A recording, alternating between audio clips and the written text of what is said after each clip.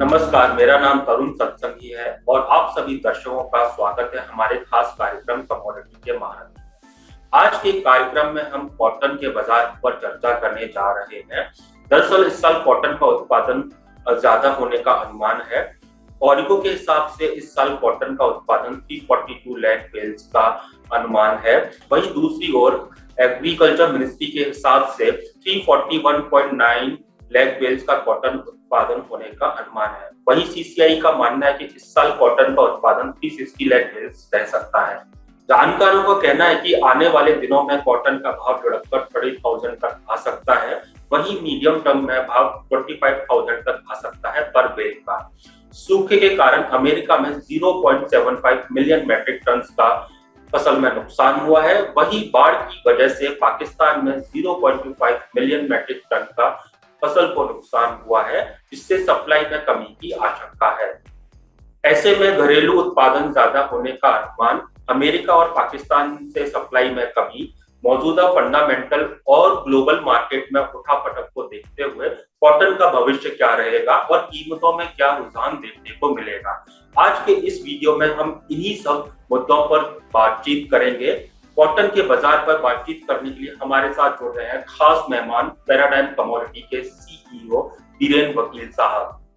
बीरेन वकील भाई, आपका हमारे शो में स्वागत है। मेरा पहला प्रश्न आपसे ये है कि आपके हिसाब से इस साल कॉटन का उत्पादन कितना रह सकता है, साथ ही क्या आने वाला उत्पादन संघर्ष कर रही टेक्सटाइल मिलों को जरूरी राहत देने में सक्षम रहेगा? जो लास्ट नंबर आया है एकरेज का वो 127 लाख हेक्टर का आया है। और नॉर्मली हम लोग जो समझते हैं कि आइडियल कंडीशन में यील्ड 2.8 का एवरेज रहता है, 2.8 बेल पर हेक्टर। तो 127 इंटू 2.8 माने तो समवेयर अराउंड हमको 355 से 375 के बीच चाहिए। तो इतनी काट नहीं चाहिए, एक काट का 170 केज के हिसाब से। और जहाँ तक सप्लाई साइड की बात करें तो करंटली हम विश्व में काफी ऊंचे हैं। Means Indian cotton is way expensive compare to China और other origins like West Africa. तो एक्सपोर्ट की पेरिटी तो फिलहाल तो नहीं दिख रही है नियर टर्म। एक बार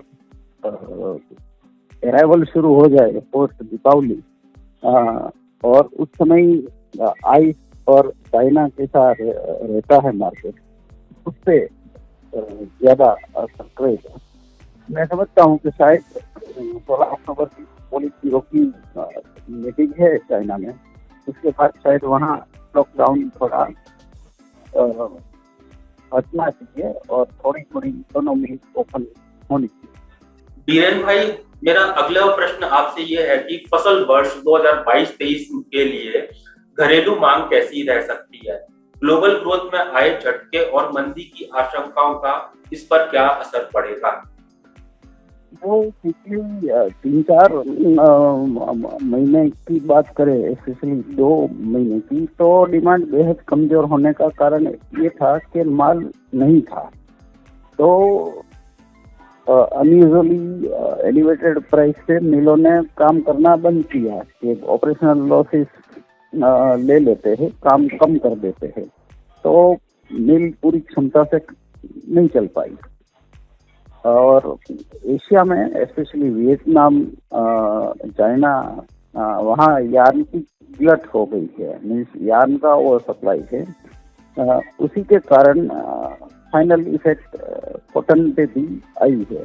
बट ये पूरा साल 2022 में से जो सीखना है वो ये है कि ये साल पॉलिसी इंटरवेंशन का ही रहा, डोमिनेंट फोर्स पॉलिसी इंटरवेंशन रहा। जैसे साल के आरंभ से ही इंडोनेशिया ने कोल और पाम ऑयल पे पॉलिसी का काफी बदलाव किया। उसके बाद यूक्रेन रशिया में ग्रेन, फिर अर्जेंटीना ब्राजील का ग्रेन एक्सपोर्ट्स में इंटरवेंशन आया। भारत में भी एसेंशियल कमोडिटी में चाहे तिलहन हो या तिलहन हो, उसमें भी लगातार इंटरवेंशन रहा। और कॉटन में तो पूरी साल से 10 जनवरी से कुछ न कुछ पॉलिसी इंटरवेंशन का दबाव बना रहा, चाहे इम्पोर्ट ड्यूटी हो या कॉटन फीचर्स को बंद करने की बात हो।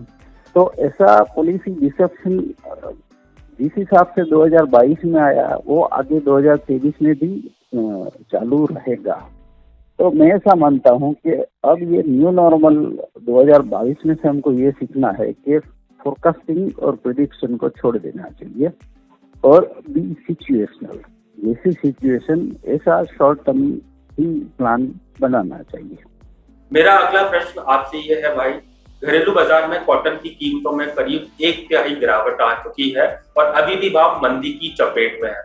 आप दिसंबर 2022 यानी इस साल के अंत तक कॉटन की कीमतों में कितनी मंदी या तेजी देखते हैं? अभी के हिसाब से ऐसा लग रहा है कि आज तो मार्केट थोड़ा अप था, क्योंकि सब रिस्क-ऑन एसेट जितनी भी थी उसमें शॉर्ट कवरिंग बाउंस आया हुआ है। ये टर्म्स में आज की दिन में कैंडी का प्राइस, गुड डिलीवरी कैंडी करीबन 68-69,000 है, 68,000-69,000। वो प्रोबेबली कहीं 60 के आसपास कहीं बॉटम आउट हो जानी चाहिए, मिड नवंबर के आसपास या मिड दिसंबर के आसपास।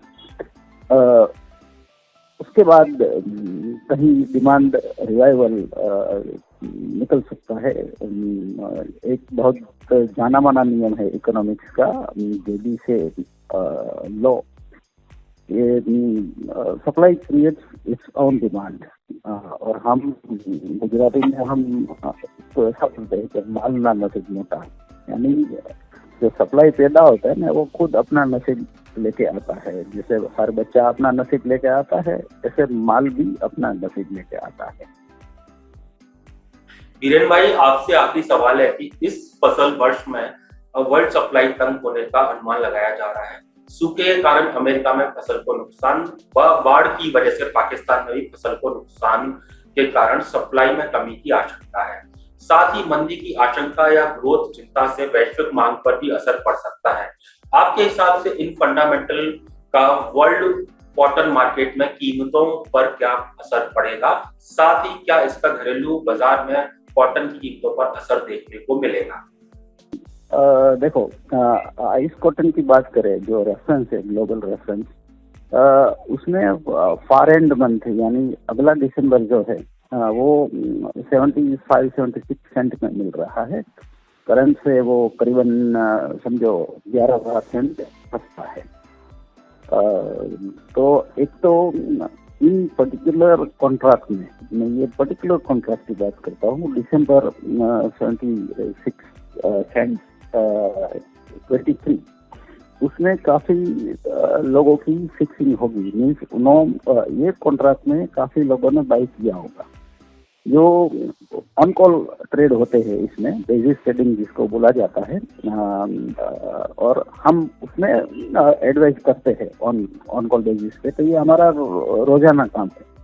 तो इसमें काफी लोगों को लॉन्ग आइस यानी आइस दिसंबर का कॉटन लेके फिर वो ओटीसी मार्केट जो होता है इंडिया का, इसमें ऑल दिसंबर या ऑल जनवरी और फरवरी करके अपना प्राइस लॉक कर सकते हैं। तो ये 10, 12, 15 हजार का यहाँ आगे ट्रेड है।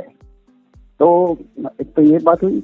दूसरा कि इंश्योरेंस प्रीमियम, या तो इंश्योरेंस की एक वैल्यू होती है अमेरिकन कॉटन की आइस की, कमोडिटी क्रेडिट कॉर्पोरेशन।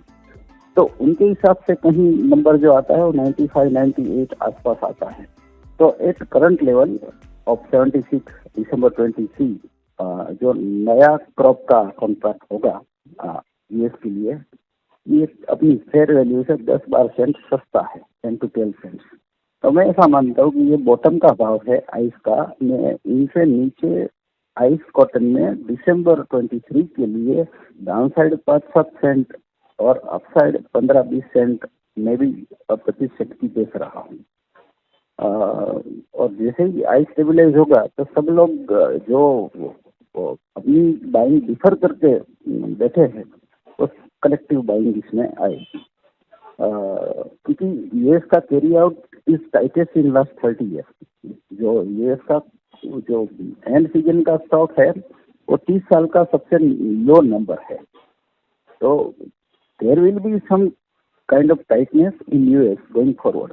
और ये जब नई सीजन शुरू होगी, नया कैलेंडर शुरू होगा 2023, तो अभी तो क्या है कि मार्केट में काफी नेगेटिव प्राइसेस, नेगेटिव बातें प्राइसिंग हो रही है, जैसे Ukraine war, recession, China lockdown, rising interest rate, सब जरा सा आपको नेगेटिव न्यूज फ्लो मिल रहा है।